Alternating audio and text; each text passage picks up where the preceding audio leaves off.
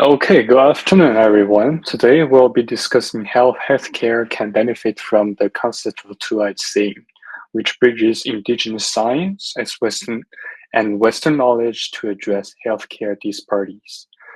This approach fosters mutual respect and learning between two rich and complementary systems of understanding, allowing us to tackle healthcare related issues through different perspectives. Many people around the world, especially in Canada, experience healthcare issues, whether it's whether it be the quality of healthcare, increased demand of care, funding for healthcare and research, or poor system design. These issues affect the overall health of Canadians. As with many of the problems in our institutes faced by Indigenous individuals, healthcare is the main topic of inequality that Indigenous people in Canada face. In 2017 to 2022, Statistics Canada reports a higher proportion of First Nation, Métis, and Inuit people not having a regular healthcare provider. Although finding a healthcare provider is just one of the issues that all Canadians face at this moment, Indigenous people are being affected by it at a greater level. In addition, most of the mainstream healthcare practice fail to incorporate with the knowledge and benefit from the First Nation healing and wellness. As the result of the poor quality of healthcare Indigenous people received, it often leads them to seek care once they reach a pretty advanced stage of the disease. So, our reason for choosing this topic is to see how toward seeing approach can help tackle these issues. Okay, so Western healthcare systems are largely individualistic and reductionist, focusing on diagnosing and and treating specific disease through biomedical science. They emphasize specialization, technology, and evidence-based interventions. In contrast, indigenous healthcare systems are holistic, viewing health as a balance between physical, emotional, spiritual, and environmental well-being. This system value community relationships and traditional knowledge passed down through generations. While Western medicine excel in acute care and techn-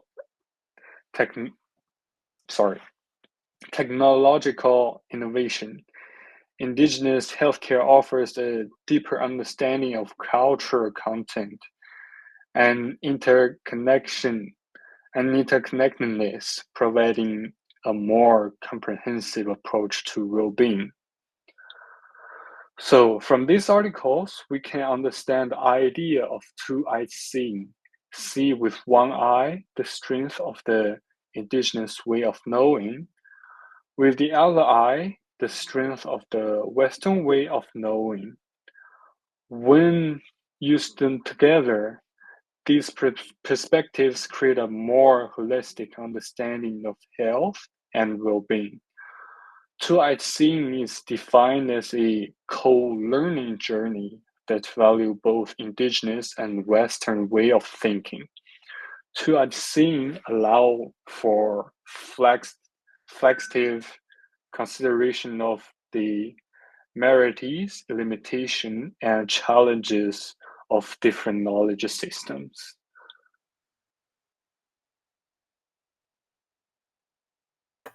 Now just taking a look at our main article. The article we chose, the title is Health System Learning with Health System Learning with Indigenous Communities, a study protocol for a two-eyed seeing review and multiple case study.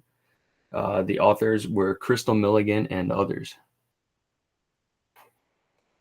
The research in our main article is aimed to display the potential advancements that Indigenous practices can bring to health systems, and it looks to recognize the strengths of knowledge derived from Indigenous communities.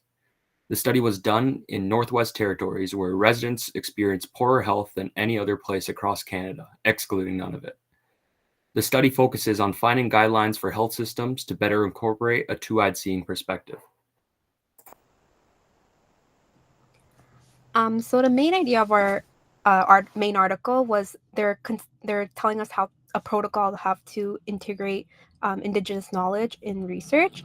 So their protocol consists of 3 phases of information review, beginning with the first phase, which focuses on a two-wide review using meta-narrative review methodology, and it allows reviewers and editors to look with another set of eyes beyond their own perspective. The purpose of this phase is to learn the different ways of knowing, focusing on Indigenous knowledge and Western knowledge to use in the healthcare systems. This phase, the first phase, mainly serves the purpose for the methodological approach of research. The second phase shifts a focus towards the use of multiple case studies. So I'm sorry if I'm pronouncing this wrong, but the Gwich'in Tribal Council and the Chincho government and the Northwest Territories government are the 3 organizations selected for the multiple case studies in this article. And they intended to use a case-oriented approach in hopes of providing a comprehensive understanding of each case in hopes of giving a holistic view of the healthcare system learning. The final stage you basically uses the findings from both phase 1 and 2 to produce a conceptual model that will essentially improve the way we understand the healthcare systems. Using this model and research and incorporating the different Indigenous organizations' perspectives and knowledge will help tackle some of the issues that patients and communities face in their healthcare system. As a result of using this approach, it will give researchers a two-eyed seeing framework for forming evidence to achieve.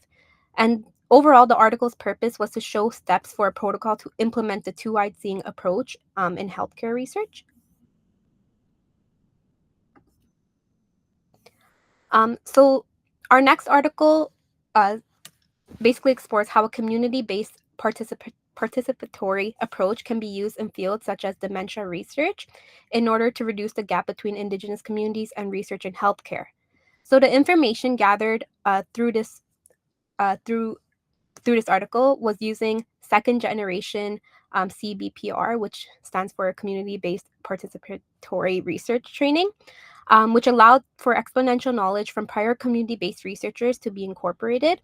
One issue that the researchers encountered while implementing this training was that to finish the training, it took longer than anticipated, as some of the Indigenous community researchers didn't have any formal research background. And also, in Indigenous communities, many of the amenities that non-Indigenous researchers are familiar with are very different. So resources such as internet access are met with technical issues, and a lot of research equipment is something that Indigenous communities are not very familiar with. So also, in addition, there's also new research terminology that had to be learned. Another aspect that researchers integrated was community research meetings, which allow team members to educate and learn from each other and also allow to build rapport. From this research, they found that implementing the CBPR program, they found that they needed improvements to be made regarding training, focusing on leveraging higher support between community members, whether that meant like tackling technical barriers or simply having programs to build off each other's knowledge. They also found that they should also have structured check-ins and reflections and more hands-on training rather than just showing a PowerPoint for trainings. And also in terms of diseases like dementia and Alzheimer's, the author also suggested that the training should be disease specific so the Indigenous community researchers can be more familiar with the associated language. To support the reason why Indigenous knowledge integration is important in healthcare research, we also studied another article. And this article sheds the light on systemic challenges that Indigenous women face when accessing cervical cancer screenings.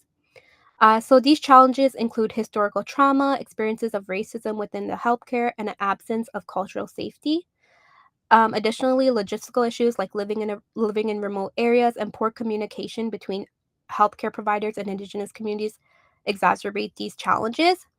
These factors have led to low participation rates in screening programs, leaving many women at risk for late diagnosis of preventable health outcomes.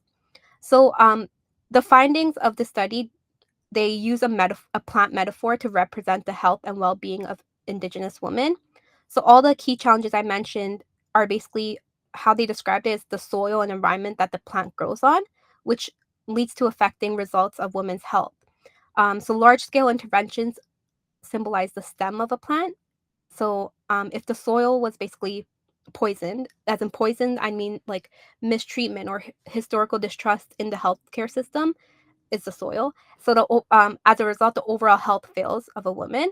So, the leaves and flowers are the results of the whole system, which again is rooted back to the soil the plant grows in. This picture on the right is actually from the article, and it basically like you can see there's roots, and then the stem, basically the flower, is like the women's health. So to address these issues, the author emphasizes the need for healthcare approaches that incorporate Indigenous ways of knowing. This involves creating culturally safe and respectful environments where Indigenous women feel heard and supported. One key solution is relational care, which focuses on building trust and meaningful relationships between providers and patients. This method empowers women to make informed decisions about their health while also being respected at their cultural and personal views.